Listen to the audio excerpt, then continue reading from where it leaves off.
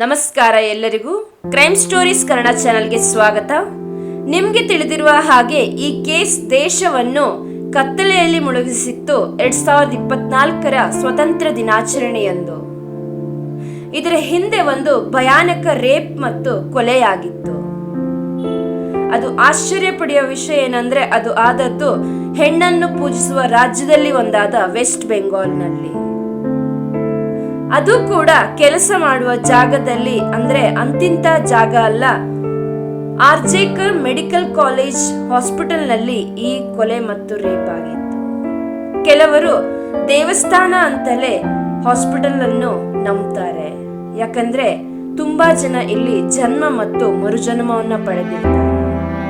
August 8ನೇ ತಾರೀಕು ಮೌಮಿತಾ ದೇವ್ನಾಥ್ ಎನ್ನುವ second year medical student, chest medicine department, ಇವಳಿಗೆ ನೈಟ್ ಡ್ಯೂಟಿ ಇರುತ್ತೆ. ನಂತರ ಅವಳು ಊಟ ಮಾಡಿರುತ್ತಾಳೆ ಕೊಲೀಗ್ ಜೊತೆಗೆ ಲೇಟ್ ಆಗಿ ರಾತ್ರಿ ಸೆಮಿನಾರ್ ಹಾಲ್. ನಂತರ ಕೊಲೀಗ್ ಅವಳನ್ನು ಒಬ್ಬಳನ್ನೇ ಸೆಮಿನಾರ್ ಹಾಲ್ ನಲ್ಲಿ ಬಿಟ್ಟು ಹೊರಗೆ ಹೋಗ್ತಾರೆ, ಯಾಕಂದ್ರೆ ಅವಳು ತಾನು ರೆಸ್ಟ್ ಮಾಡುವುದಾಗಿ ಹೇಳಿರ್ತಾಳೆ. ನಂತರ ಮರುದಿನ ಅರೆ ಬಟ್ಟೆಯನ್ನು ಹಾಕಿರುವ ಮತ್ತು ರಕ್ತದಿಂದ ತುಂಬಿರುವ ಮ್ಯಾಟ್ರಿಸ್ ನಲ್ಲಿ ಡೆಡ್ ಬಾಡಿ ಒಂದು ಕಾಣಸಿಗುತ್ತೆ, ಅದೇ ಸೆಮಿನಾರ್ ಹಾಲ್ ನಲ್ಲಿ.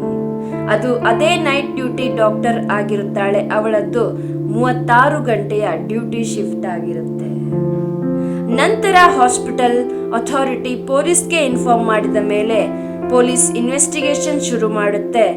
ಪೊಲೀಸ್ನ ಪ್ರಕಾರ ಇನ್ಸಿಡೆಂಟ್ 3 ರಿಂದ 5 ಗಂಟೆ ಬೆಳಗಿನ ಜಾವ ಆಗಿದೆ ಎಂದು. ಹಾಗೆಯೇ ಅಟಾಪ್ಸಿ ರಿಪೋರ್ಟ್ ಪ್ರಕಾರ ಮಹಿಳೆಗೆ ಲೈಂಗಿಕ ಕಿರುಕುಳ ಕೊಟ್ಟು ನಂತರ ಕೊಲೆ ಮಾಡಿರುವುದಾಗಿ ರಿಪೋರ್ಟ್ ಹೇಳುತ್ತೆ. ಅವಳು ಇದ್ದ ರೀತಿ ನೋಡಿದ್ರೆ ಎಂತಹ ಕ್ರೂರಿಗಳು ಮಾಡಿರಬಹುದು ಎನಿಸುತ್ತೆ, ಯಾಕಂದ್ರೆ ಆಕೆಯ ಕಣ್ಣಲ್ಲಿ ರಕ್ತ ಬರುತ್ತಿತ್ತು ಮತ್ತು ಸ್ಪೆಕ್ಸ್ ನ ಗ್ಲಾಸ್ ಪೀಸ್ಗಳು ಕಣ್ಣಲ್ಲಿ ಇದ್ದವು. ಬಾಯಲ್ಲಿ ಕೂಡ ರಕ್ತ ಬರುತ್ತಿತ್ತು.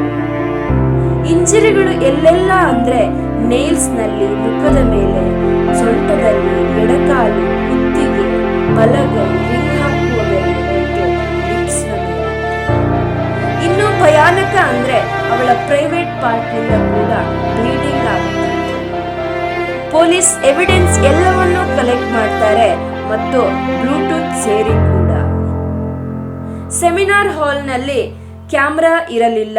ನಂತರ ಪೊಲೀಸ್ಗೆ ಒಂದು ಬ್ಲೂಟೂತ್ ಹೆಡ್ಸೆಟ್ ಕೇಸ್ ಅನ್ನ ಹ್ಯಾಂಡಲ್ ಮಾಡಲು ಸಹಾಯ ಮಾಡುತ್ತೆ. ಸಂಜಯ್ ರಾಯ್ ಅನ್ನುವನು ಕೊಲೆ ಮತ್ತು ರೇಪ್ ಮಾಡಿರುತ್ತಾನೆ. ಅದು ಹೇಗೆ ಗೊತ್ತಾಯಿತು ಅಂದ್ರೆ ತಿಳಿದುಕೊಳ್ಳೋಣ ಬನ್ನಿ. ಪೊಲೀಸ್ ಬೇರೆ ಸಿಸಿ ಕ್ಯಾಮ್ರಾದಿಂದ ವಿಡಿಯೋ ಅನ್ನು ಕಲೆಕ್ಟ್ ಮಾಡ್ತಾರೆ, ಲೀಸ್ಟ್ ಮಾಡ್ತಾರೆ ಯಾರೆಲ್ಲ ಇದರಲ್ಲಿ ಇನ್ವಾಲ್ವ್ ಆಗಿರಬಹುದು ಎಂದು. ಸಸ್ಪೆಕ್ಟ್ ನಲ್ಲಿ ಒಬ್ಬನಾಗಿದ್ದ ಸಂಜಯ್ ರಾಯ್ ಬೆಳಗ್ಗೆ 4 ಗಂಟೆಗೆ ಹಾಸ್ಪಿಟಲ್ ಎಂಟರ್ ಆಗ್ತಾನೆ. ಆಗ ಅವನ ಕತ್ತಲ್ಲಿ ಬ್ಲೂಟೂತ್ ಹೆಡ್ಸೆಟ್ ಇರುತ್ತೆ. 40 ನಿಮಿಷದ ನಂತರ ಹಾಸ್ಪಿಟಲ್ ಇಂದ ಹೊರಗೆ ಬಂದ ಮೇಲೆ ನೆಕ್ ನಲ್ಲಿ ಹೆಡ್ಫೋನ್ ಇರುವುದಿಲ್ಲ. ಪೊಲೀಸ್ ಎಲ್ಲಾ ಸಸ್ಪೆಕ್ಟ್ಸ್ ಅನ್ನು ಕರೆದು ಫೋನ್ಗೆ ಬ್ಲೂಟೂತ್ ಕನೆಕ್ಟ್ ಮಾಡ್ತಾರೆ. ಆಗ ಸಂಜಯ್ ರಾಯ್ ಫೋನ್ಗೆ ಕನೆಕ್ಟ್ ಆಗುತ್ತೆ ಡೈರೆಕ್ಟ್ ಆಗಿ.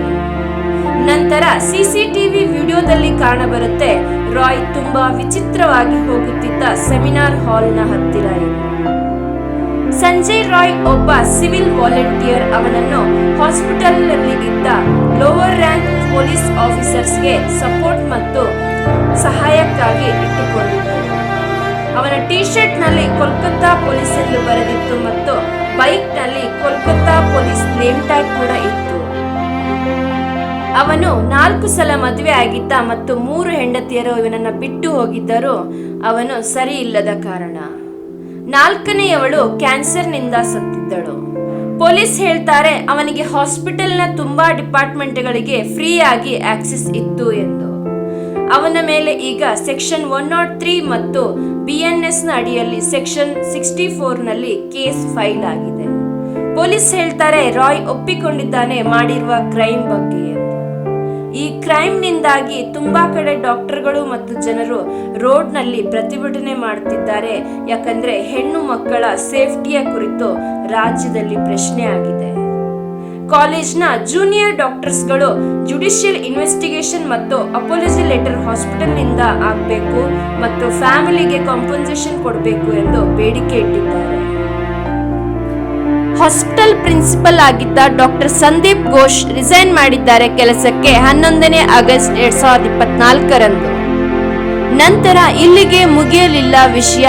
ಇಲ್ಲಿ ಡಾಕ್ಟರ್ಗೆ ಗ್ಯಾಂಗ್ ರೇಪ್ ಅನ್ನುವ ಡೌಟ್ ಬರುತ್ತೆ. ಯಾಕಂದ್ರೆ ಪೋಸ್ಟ್ ಮಾರ್ಟಮ್ ರಿಪೋರ್ಟ್ ಹೇಳುತ್ತೆ ಇಷ್ಟು ಸೀಮನ್ ವಿಜಯನ ಒಬ್ಬ ವ್ಯಕ್ತಿಯದ್ದಾಗಿರ್ಲಿಕ್ಕೆ ಸಾಧ್ಯವಿಲ್ಲ, ಯಾಕಂದ್ರೆ 150 mg ಇದ್ದ ಕಾರಣ.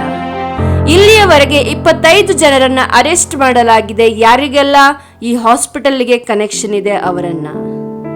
ಹಾಗೆಯೇ ಪೆಟಿಷನ್ ಫೈಲ್ ಆಗಿದೆ ಸುಪ್ರೀಂ ಕೋರ್ಟ್ ನಲ್ಲಿ ಮತ್ತು ಕೇಸ್ ಸಿಬಿಐ ಇನ್ವೆಸ್ಟಿಗೇಷನ್ ನಲ್ಲಿ ನಡೆಯುತ್ತಾ ಇದೆ.